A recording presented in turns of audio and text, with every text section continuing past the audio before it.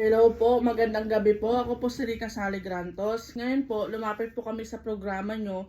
Sana po makuha nyo po kaming scholarship. Ako po, kasama ko po ngayon ang nanay ko po. Siya na lang po yung nag-iisang magulang ko po. Siya po si Rosalie Dagia.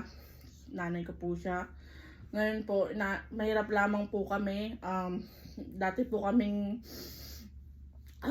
nakatira dun sa Palawan. Ngayon po nandito kami sa Manila para makipagsapalaran. Yung nanay ko po, dati po siyang may-ari ng